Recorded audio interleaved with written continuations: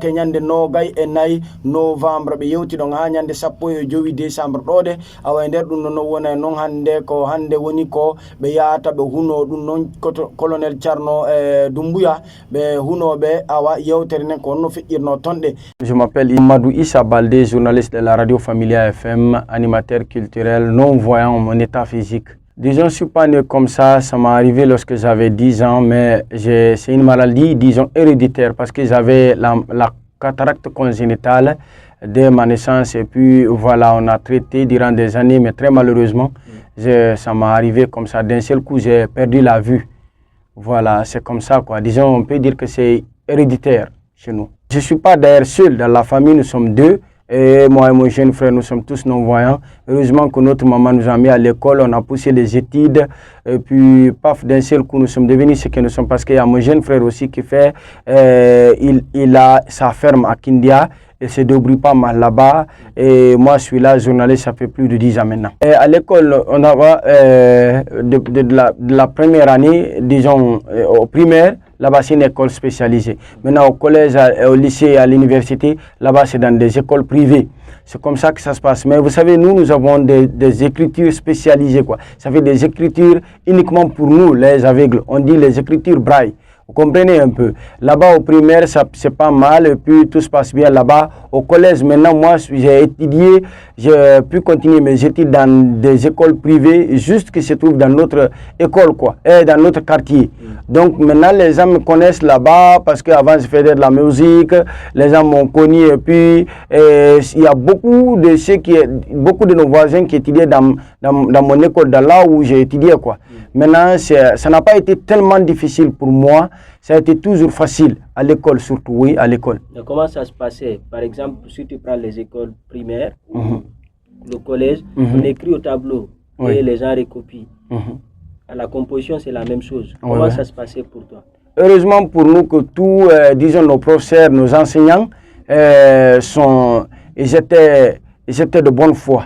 Ils m'ont toujours aidé, ils ont toujours pris en compte de ma situation. Ils m'ont toujours aidé. Et ils prenaient ma situation à bras le corps. Ce sont eux qui m'ont donné l'occasion surtout. Qu'est-ce qu'ils faisaient pour ta part? Voilà. Là, au moment où ils dictent, au moment où ils écrivent au tableau noir, maintenant ils dictent en même temps et je vais prendre note. Ou bien parfois, c'est mes amis qui sont autour de moi là-bas qui dictaient les leçons pour moi. Parfois, je pouvais attendre jusqu'à la fin des cours. Après, je vais prendre leur cahier, recopier tout comme les autres, voilà quoi. Et la composition, comment ça se passe? Mais la composition, nous avons nos enseignants, ça fait dans notre école d'origine, là, ceux qui nous ont enseigné pour une première fois au primaire, ça fait ce sont eux qui viendront corriger nos feuilles. Ou bien, vers la dernière position, ou bien, au fur et à mesure qu'on poussait les études, maintenant on a jugé nécessaire, quand nous composons, on venait automatiquement lire ce qu'on a écrit pour ceux qui doivent corriger pour nous. Kono bandi enen do ala pure nyando ngala fi avion kono godo anda ko woni fi on avion hanjoni. Mon intégration socio-professionnelle, ça a été un peu facile pour moi encore, je dis heureusement, parce que moi je vais toujours utiliser le mot heureusement. Et lorsque je faisais la 10e année, je suis venu vers Caleb et Martin Collier qui m'ont facilité la tâche. Ils m'ont laissé le chemin libre et après ils m'ont donné une formation en tas. C'est ce qui fait que moi, le journalisme à l'université, ça n'a pas été difficile. Ouais, c'est ça en fait. C'est les deux qui m'ont facilité la tâche en 2011-12. Ici, vous savez, il faut qu'il y ait une compréhension entre l'animateur et le technicien. Vous savez, là où nous sommes comme ça, nous sommes dans le studio.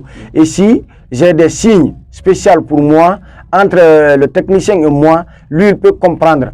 Vous avez compris? Ici, là, pour démarrer l'émission, j'ai des jingles. Quand mon jingle vient, je sais que ouais, ça, c'est mon jingle.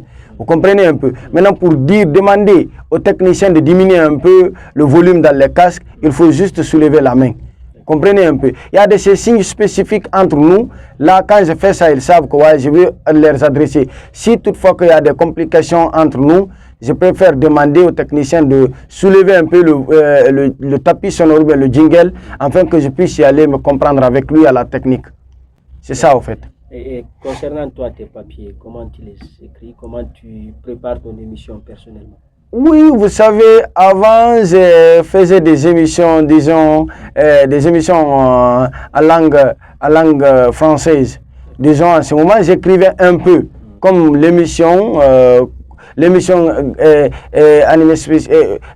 qu'on avait réservée pour les handicapés. Là, j'écrivais. Mais maintenant, comme je parle en poulard, je n'ai pas besoin d'écrire. Je viens avec ma programmation, bien, je viens avec mes éléments.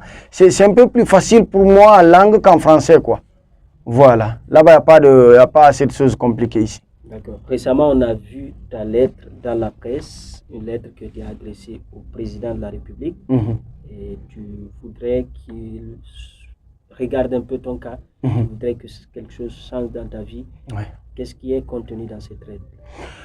Oui, dans cette lettre, vous savez, aujourd'hui, comme nous avons une personne de bonne foi en Guinée ici, mon Excellence, le colonel Mamadi Doumbouya, faut que maintenant, j'essaie de m'adresser à lui pour lui dire quoi? De faire face à nous, tous, quand je dis nous, les handicapés sans exception. Surtout moi qui suis là, vous savez, aujourd'hui, d'une part à une autre part, je suis devenu une vitrine. Parce qu'il y a beaucoup d'handicapés qui se réfèrent de moi. Ils disent que mais on a vu un handicapé non-voyant, un déficient visuel qui est devenu aujourd'hui journaliste célèbre. Même si ce n'est pas dans tous les milieux, mais ceux qui me connaissent se réfèrent de moi, quoi. Vous avez compris? Maintenant, moi, c'est que ce que j'ai aujourd'hui comme bagage intellectuel, j'ai encore besoin de rehausser mon niveau, de pousser un peu les études, vous avez compris? C'est ce qui fait que j'ai adressé une lettre à notre colonel national pour voir réellement si, toutefois, il peut m'aider à avoir une bourse d'études et partir encore ailleurs, pousser un peu les études, quoi. C'est ça, en fait. Parce que là où nous sommes comme ça, là, on dit en bon polar que doya fagude sagundu sagitunu yandu fagano hore mayru, quoi.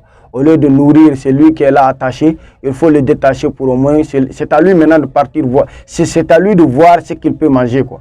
Bien. Moi, c'est un peu curieux. Certains auraient demandé de l'argent, auraient demandé un moyen de déplacement, par exemple. Et toi, tu tiens à la formation, tu veux te former. Beaucoup pourquoi, même, pourquoi ce choix? Vous savez, on dit la formation ne ment pas. On dit la formation ne ment pas. Si vous avez vu que peut-être il y a d'autres qui disent que non, comme il parle poulard, peut-être il n'a pas été à l'école. Non, jamais. J'ai été à l'école tout comme les autres. J'ai fait le primaire, secondaire, université. Vous avez vu. Maintenant, je sais que c'est seulement la formation qui peut payer. Maintenant, au lieu de commander un poste ou bien de commander une voiture ou bien une parcelle ou bien une maison, non. Je sais que le jour où j'irai peut-être en Occident là-bas, rehausser un peu le niveau, revenir ici, ce n'est pas à Mamadi Doumbouya de me nommer. Là-bas, c'est la formation, parce que c'est ce qui prime, quoi. La formation, en un mot, moi aujourd'hui, j'ai besoin beaucoup de la formation, quand même de l'argent.